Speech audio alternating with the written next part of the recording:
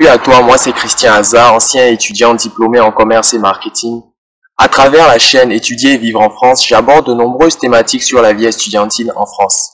Si toi aussi tu veux faire partie de cette belle aventure, tu as deux choses à faire. L'une, abonne-toi à cette chaîne. Et la seconde, active la cloche pour être informé de l'apparition de nos nombreux contenus qualitatifs comme celui-ci qui vont t'aider à réussir ton séjour en France.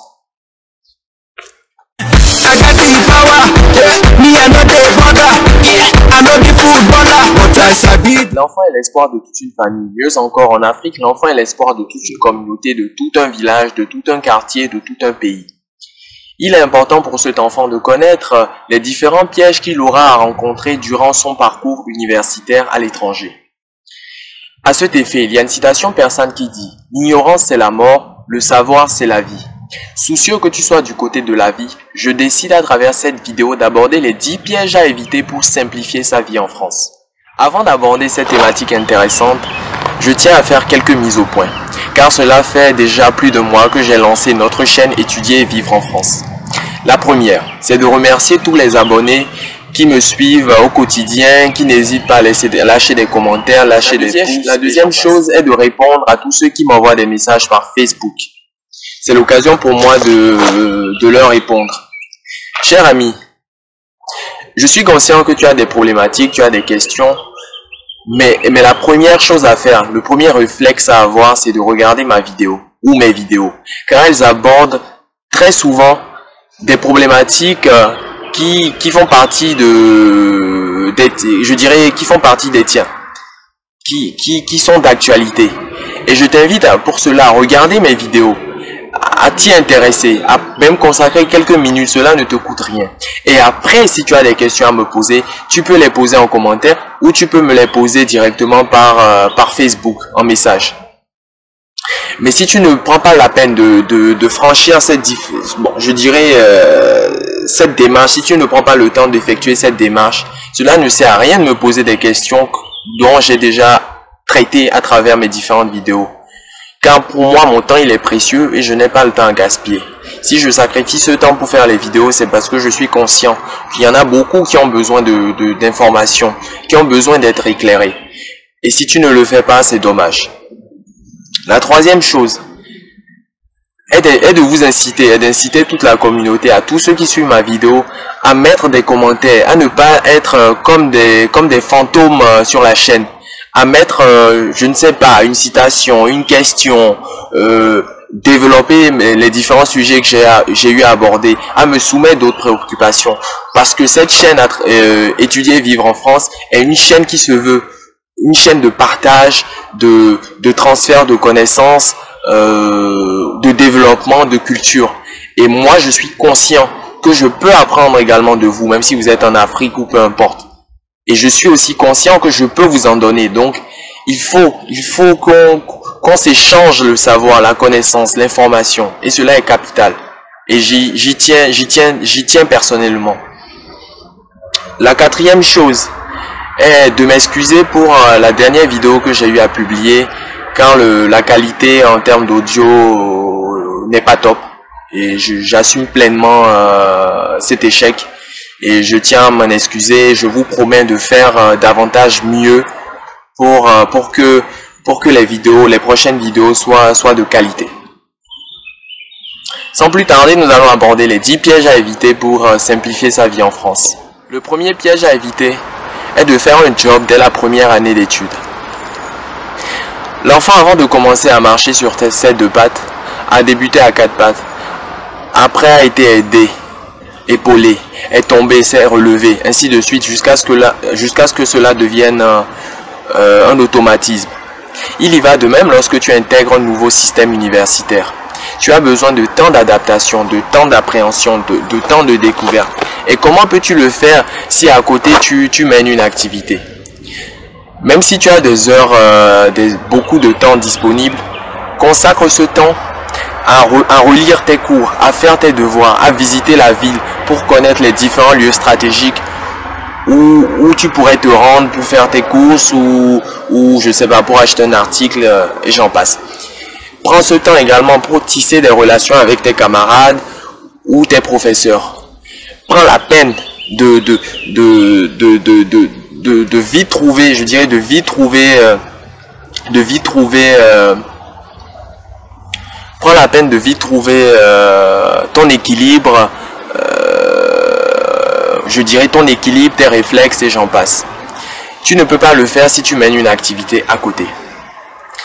Si tu me dis, Christian, tu connais les réalités en Afrique, les parents n'ont pas assez de moyens pour nous envoyer tout le temps de l'argent pour subvenir à nos besoins.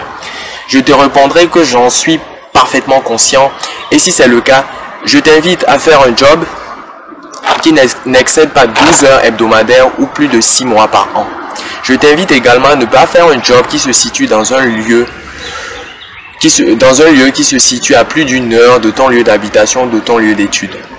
Je t'invite également à ne pas faire un job qui nécessite une forte intensité de travail comme un poste de préparateur de commandes ou d'animateur commercial. Je te déconseille également de faire un job de nuit, car tu risques d'être le lendemain en cours fatigué, ne pas être concentré et dormir en classe. Le deuxième piège à éviter est de faire du travail au black. Qu'est-ce que le travail au black? Le travail au black est une activité non déclarée au service de l'État. En 2020 encore, tu le découvres dans de nombreux secteurs comme le nettoyage, comme la restauration, le BTP et j'en passe. Cher ami, fuis ces faux bons plans, car tu risques de ne pas prétendre au remboursement de tes frais de soins, à ta future retraite, aux allocations chômage et j'en passe. Si tu exerces une activité au black et que ton employeur ne te verse pas une rémunération, il sera difficile pour toi de prétendre à tes droits. Le troisième piège à éviter est de ne pas souscrire à une assurance habitation. Je suis conscient qu'en tant qu'étudiant, si on peut économiser 5 € par-ci, si on peut gratter 10 € par-là, on signerait tout de suite. Mais cher ami, cela n'est pas négociable avec l'assurance habitation. L'assurance habitation te permet de faire face aux aléas de la vie quotidienne liés à ton logement. Lorsque tu souscris à une assurance habitation, tu te fais indemniser par ta compagnie d'assurance en cas de dégâts. Que préfères-tu, cher ami, entre payer 10 € par mois pour l'assurance habitation ou payer 1000 € pour des réparations suite à des dégâts qui ne sont pas généralement liés à ton fait? Je crois que la réponse est vite trouvée. Le piège à éviter est de se refermer sur soi ou de traîner qu'avec les gens de sa communauté. Cher ami, quand tu vas dans un nouvel environnement, c'est pour découvrir une nouvelle mentalité, une nouvelle façon de faire, une nouvelle méthode de travail. Et cela passe également par les échanges, les interactions humaines et le transfert de connaissances. Comment peux-tu le faire si tu restes confiné chez toi dans ton petit logement? Comment peux-tu le faire également si tu traînes qu'avec les mêmes personnes, les mêmes gens de ta communauté? Il ne s'agit pas pour moi de te décourager à traîner avec ces gens, mais plutôt de t'ouvrir aux autres, d'apprendre des autres. Imagine tu es en classe et que tu es absent à un cours et qu'il y a une information capitale que tous les autres camarades possèdent déjà et que toi tu n'as pas. Comment peux-tu la voir si tu n'as jamais eu à placer un mot envers un de tes camarades? C'est pour cela que je t'invite coûte que coûte à briser les barrières et à aller vers les autres. Tu peux être timide, tu peux être mal à l'aise devant les autres, je l'entends.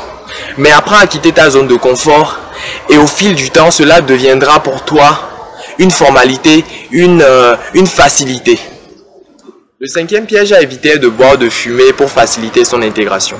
Il m'arrive lors de mes échanges d'entendre certaines personnes dire qu'elles ont commencé à boire ou à fumer sous l'influence d'un groupe ou pour simplifier, pour faciliter leur intégration. J'ai très vite compris que c'était pour se donner bonne conscience que ces personnes avançaient de tels propos. Car cela est excusez-moi du terme, cela n'est pas vrai, je dirais. Cela n'est pas vrai. Sache, cher ami, que les gens t'aimeront pour ce que tu es. Donc reste authentique. Ne joue pas un quelconque rôle. Car au fil du temps, ça se sait, ça se découvre. Si tu as commencé à boire ou à fumer par simple choix, il n'y a aucun souci. Mais si tu le fais pensant faciliter ton intégration, tu te leurres, tu te mens, cher ami. Donc reste authentique et fier de ce que tu es. Le sixième piège à éviter est de traîner avec des personnes peu recommandables par solitude. Cher ami, il arrivera en France des moments où tu te retrouveras seul. 100 personnes avec qui parler. Je t'encourage à ne jamais traîner avec ces personnes peu recommandables, inconscientes, qui n'ont aucun objectif dans la vie et qui ne t'apporteront rien. Si besoin, tu as envie de prendre l'air, sors, va prendre un verre seul, va au cinéma seul. Qui sait, peut-être tu rencontreras des personnes sympathiques, agréables et avec qui tu sympathiseras et qui deviendront par la suite tes amis. Il y a une citation qui dit « Mieux vaut être seul que mal accompagné » et je t'encourage à suivre et à respecter cette citation. Le 7e piège à éviter est de ne pas donner de nouvelles à sa famille. Cher ami, cela est monnaie courante chez les étudiants étrangers. Je peux comprendre que entre les cours, entre les activités extra-universitaires, entre les devoirs à préparer et j'en passe, que tu puisses être véritablement occupé. Mais cela ne te coûte rien d'envoyer un SMS ou d'appeler pendant quelques minutes ta famille restée au pays pour leur donner de tes nouvelles. En plus, tu connais les mamans, généralement elles sont inquiètes tout le temps, elles se demandent si tout va bien, si tout se passe bien. C'est une des raisons pour laquelle je t'invite à la rassurer et à les rassurer, pour qu'ils sachent que tu te portes bien, que tout va bien. Ces personnes qui disent généralement qu'elles n'ont pas le temps, elles arrivent néanmoins à avoir le temps d'envoyer des textos pendant toute la nuit, pendant toute la journée, à des personnes qui les intéressent. Quel paradoxe! N'hésite jamais à envoyer des messages à tes parents et à garder contact avec eux. Cela est très important. Le 8e piège à éviter est de répondre aux provocations dans la rue. Cher ami, il faut que tu saches qu'en Europe, la réalité n'est pas la même qu'en Afrique ou en Asie. Les gens ici en Europe sont, entre la vie privée et la vie professionnelle, sont surmenés, sont fatigués, sont à bout de nerfs, à bout de souffle et profitent d'une petite situation pour en découdre. Et il y en a parmi elles qui n'ont plus rien à espérer de la vie et qui sont prêtes à passer de la vie à trépas. Je t'invite, cher ami, lorsque tu te retrouves dans ce genre de situation, de ne pas répondre aux provocations, de passer ton chemin. Est-ce que tu réponds à un fou qui t'insulte dans la rue? Dis-toi que ce genre de personnes sont sur le chemin de la folie et ne leur réponds pas. Ravale ta fierté, ravale ton ego et trace ta route. Le 9e piège à éviter est de ne pas respecter le code de la route ou de frauder. En 2016, j'ai acheté une voiture. Il m'arrivait de dépasser la limite autorisée, la limite de vitesse autorisée et des fois de ne même pas payer les frais de stationnement, croyant être plus malin. Au final, j'ai eu l'effet boomerang. J'ai eu à payer des amendes à des sommes astronomiques. Je t'encourage, cher ami, si tu prends une voiture, à respecter le code de la route, à payer tes frais de stationnement pour ne pas vivre la même mésaventure que moi.